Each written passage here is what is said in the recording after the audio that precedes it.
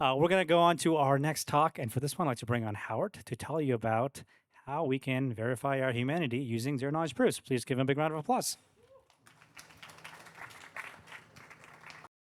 Thanks, Karthik. All right. Hi, guys. Today I'm going to be talking about something that I think is quite topical, which is identity and age verification. As you guys may have seen, there's a lot of this going on the web with a lot of social media sites, a lot of streaming services, a lot of different platforms that you may be using. And I wanted to just bring to attention some of the downsides or some of the trade-offs of the approach that's being taken now, and what I think we could be doing to improve the approach that's being that could be used. So identity verification is here. We're seeing people use a lot more VPNs. Services like Spotify and YouTube are now going through age checks and requiring users to verify themselves. And inherently this has, it doesn't seem so bad, but under the hood there are some implications of the way that this is being done right now. First off, the main thing is that we're linking our browsing history with our personal identity. And the implication of this is that we can be directly monitored and surveilled for everything that we do on the web with this approach. I think the second point to that is that we're handing over more data than what we actually need to give. Because, for instance, when you upload an ID card, your ID card has everything about you on there, when oftentimes, if it's just an age check, they really only need to know your date of birth at that moment. And the implication here is that there's no way to take back what you have put out there. And so from a revocation standpoint, there's no way to claw back any information that you give out, which leads to the third point that we also don't know where we're sending our data. Naturally, there are service providers that provide attestations and verifications, but we don't know what happens to the data after that. And the implication there is that naturally we are using our own data to create honeypots, which is its own problem because, as you guys have seen, there are database breaches that happen quite frequently. And the implication is that in the future, we may be actually giving away all of our personal details from our actual documents out there. So the good news is ZK can actually help to address many of these things, and more so that ZK provides a different paradigm for providing these types of attestations without revealing your actual information. And to illustrate the point that I'm getting at, let's take, for example, a standard driver's license. This is a California driver's license. It has, from top down, it has your actual driver's license ID number. It has the document's validity and when it expires. It has your full name. It has your home address. It has your date of birth. It has your gender, your hair color, your eye color, your height, your weight, and your physical signature. That's a lot of details about you to provide something, for example, like age verification. If you wanted to verify your age, what many websites really want to know is your date of birth here. But in reality, if you take it one step further and really think about this problem, what they really want to know is not really your date of birth. They really want to know, are you over 18, or over 21, or over 13, depending on the platform. And the point that I'm getting at here is that there is no easy way to do this without handing over that information today. And the beauty of what mathematics can enable and what zero-knowledge proofs can enable is the ability to convince another party that you're over the age of 18 without handing over all of this information to them. And so we've built a solution in this form. It's called ZPass. It is a form of verifiable credentials. And the idea here is to provide that information, that attestation, without having to reveal that actual data there. And to give you some examples of what ZPass can allow you to do, let me walk you through some of the claims that you could make. So under age-related proofs, for instance, I could prove an over-under age threshold. I could say I'm over 18 or over 21 without revealing my exact date of birth. I could also prove that I'm between the age of 18 and 25 without revealing my exact date of birth. I could prove that I'm not under 13, which is very important in a lot of the Children Privacy Acts, without sharing identity documents. But I could also prove that I meet multiple jurisdictions' age thresholds without revealing my actual age. In addition, I could also look at residency and compliance proofs. So for instance, I could prove that I possess a valid government-issued ID without sharing the ID number or hand over a barcode for them to scan from the card itself. I could also prove my name matches to an official record without revealing the name itself, which is often useful in background checks. I could also prove that I'm a resident of a specific country or state without revealing my exact address. And analogously, I could also prove that I'm a part of a set of authorized countries without revealing my exact nationality. And lastly, I could also prove that I'm not in a database of banned individuals without revealing my identity as well. But lastly, there's also attribute-based proof. So I could, for instance, demonstrate that my driver's license is still valid without revealing anything else. Oftentimes when you book a flight, the airlines require you to have a passport that is at least 6 months valid still before you travel. And this could be an approach that's used to basically demonstrate that I have a valid passport that's not expiring imminently. Additionally, I could prove my declared gender matches official records, again, without revealing anything else about myself. And I could prove that I'm a member of a group, for instance, a university, a profession, or a club, again, without revealing who I am. And so for those who are technical in the room, this last example is technically set membership. You'd use a Merkle tree and be able to demonstrate that you're one of the leaves in the tree. But it doesn't end here. The idea with ZPass is to allow you to attest to yourself using multiple sources of information. And so, for instance, if I had my bank account linked as well, then I could also provide a broader proof that says, for instance, that I'm a US citizen who, based on the US definition of an accredited investor, have a minimum net worth to satisfy that requirement. And I don't have to reveal, for example, how much is in my bank account balance. And this is something that I think is very valuable when you're interacting with services on the web, since you're oftentimes interacting with services that you've never interacted with before. You don't know who's behind the other side. And the idea is to try to minimize what you're actually putting out there onto the web about yourself. So the goal really is to try to prevent vulnerabilities and prevent exposure of your data. And that's what ZPass is really here to enable. It's really to allow you to keep your documents on your device locally, but provide you the ability to provide attestations to others about your information. And to give you a quick overview on how it works, the idea is that you need to get issued a ZPass badge. With that, you now have a record that you can then provide claims about. And those claims are done using a zero-knowledge proof to basically demonstrate the claims that need to be made. And you would hand that proof over to the service provider, whether it be a vendor or an application, and they could then check that information against their requirements on their end to ensure that you can proceed to use the service, whether it be Reddit or Spotify or you name it. And to illustrate how this would work on a lower level, the idea here is, for instance, if you wanted to register your passport, you would start by providing your passport, and you would technically do a signature verification. So for most countries' passports have a digital signature in it already.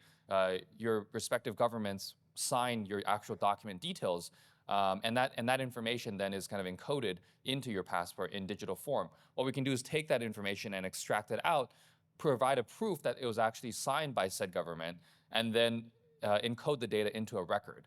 That record then can live, for instance, on-chain in this case, so that you could then make further claims about it.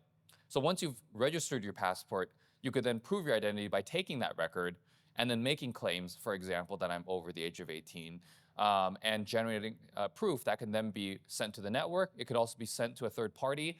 It could be sent anywhere, really, where it needs to be. And this is an opportunity to really verify any attribute about yourself. There are a few things. There's really two places where proofs are being attested to. The first is when you're issuing. It's that example that I gave where when you're registering your passport, you want to prove that that signature was valid without handing over all the details for what you signed on. And what you're signing on is your attributes. And so the blue check mark there indicates kind of what is really being checked by the proof there. And additionally, the second point where you're really generating proofs is when you're trying to make attestations about yourself. And for instance, in this case, I could be saying I'm over the age of 18, I'm a US citizen, and my document's not expired. And that would be something that then can be made in a subsequent proof to then demonstrate my compliance to said service provider. But the thing that I want to call out is this approach, some of you may have heard of. There are many teams that are building something analogous to this. And I have 10 minutes on the clock here, and I'm not done with my talk. The thing that I really want to call out from here is to say this is actually insufficient. This is inadequate to provide the full identity verification solution that's out there. And I think for many of you who have been in crypto for a long time, you may have actually seen a form of this, maybe without even realizing it. When you're on a centralized exchange, centralized exchanges require you to KYC, and there are many forums that you can go to go buy KYC'd accounts. What's the problem inherent in that? Well, the idea is that you create a new account, you sign up, you KYC, and then you proceed to sell the logins to that. In this case, there's actually a similar type of attack vector where I could effectively take my passport, take a photo of it, prove that I'm who I am, and then hand off the record to the next person, hand off the credential to someone else to go use. And frankly, that would be a major issue. So the idea really is to evolve this approach from a standard kind of one-time check into really proving your humanity. So moving from identity to live identity. And what I mean by that is that today the approach is very simple. When you're in crypto, you kind of just use your private key, you have a wallet address, you use that, and effectively you lose your keys, well, you lose your funds, right? Well, with KYC coming, the idea now is really to say, well, I can also prove to you in zero knowledge that I am who I claim to be when I signed up, that I am that same person still. And I can do it without sharing that information or handing that information over to a third party where they have a copy of my signature or a copy of my face, for instance. And so it's really about verifying my humanity here. And we've built something called KYA, which stands for Know Your Address. The idea is to be able to prove that I am the party behind that address. And for instance, here, using facial verification, I could actually do this on device in a zero-knowledge proof using ZKML here, and basically demonstrate that I am the person who originally signed up then. And you can use this technique incrementally at different points. For example, if I'm on a bridge and I want to move assets beyond a certain threshold, maybe then I need to go through a KYA verification, and that allows you to then prove that you are the person that you originally signed up to be. But this can also be enforced in other parts of protocols and other parts of websites. It really comes down to the requirements, the compliance requirements of the service you're using. The idea here is quite simple. To enroll, you basically need to collect 3 signatures or 3 face samples of yourself, and from there you would train a local model that would be done on device. I can say, having done this myself, it takes about 20 seconds. It's quite fast, and then you can then save that model if you so wish. Later on, when you want to prove who you are and you want to prove your humanity, then you would take a picture of yourself or your signature, and you could then generate a zero-knowledge proof at that point based against that model to demonstrate that you still are and you match against the person that you were. And then you could submit that proof off to either the DApp or the service provider or the website that you're on. And to really call out why this is a better approach than what exists kind of in Web 2 land, the main thing to really emphasize is that when you enroll, nothing is really being broadcast or shared to the rest of the world. Your identity stays on your device. And similarly, when you're authenticating yourself, you're merely confirming that you match the model that was trained on you previously. And that model can be referenced via a hash. And so you're not really showing who you are to the rest of the world. You're merely demonstrating that you matched what was there before. And so this provides a way for you to really prove that you are the person you were without having to keep a copy of it out there in places where you may not be able to control your data. And with ZPass and KYA, the idea here really is to unlock the next cycle for private stablecoins and private payments. A lot of privacy tech is coming, and I really strongly believe that privacy cannot exist without compliance. And so this is an approach to be able to enable privacy tech without having to hand out your data everywhere. And for those who are interested in trying KYA, it is actually, there's a demo that is available. It works on mobile. It also works on desktop. You can go to kya.provable.com. In hindsight, I should have put a QR code there so you could try it for yourself. It does run on device. It is very fast. We do not save anything there. And it's a really nice demo to kind of illustrate the point that I'm getting at here. And just to round things out, I really think that payments as we go forward is going to require compliance, especially as privacy tech becomes more emergent and a core part of that user journey. ZPass is one approach to doing it, but it's not the only piece of compliance tech that I think will be introduced. In addition, there are compliance and rule engines that are being built that also leverage ZPass. So for instance, saying that with Predicate, they are currently providing risk scores behind the scenes using compliance services like TRM Labs to be able to say, like, if you're moving assets from Ethereum to a blockchain like Aleo, that you are actually allowed to move this amount. By having ZPass, you can then factor that into the risk score so that you have a lower risk by saying, I have actually verified myself and I've attested that I am a qualified person to use this bridge, for instance. But it doesn't stop just there. What I'm talking about here is really what I believe to be at the bleeding edge of technology. And of course, as many of you can intuit, the laws and regulations were designed well before, a long time ago. And there's a big gap between where the rules are and where the technology is at. And this is kind of another point to call out, is that we do need to engage with policymakers and educate them about what is possible now, something that was not possible even 2-3 years ago. And that's where, for instance, we have set up a governance proposal called ARC 100 to illustrate what we think would be best practices if you're on a privacy chain using tech like this. But additionally, there are many advocacy groups like Crypto ISAC, Blockchain Association, Coin Center, who are out there trying to educate policymakers on this exact topic. And that really concludes my talk. For those who are interested, again, check out kya.provable.com. And for those who are interested to learn more about Aleo, you can go to aleo.org. That's my time. Thank you so much.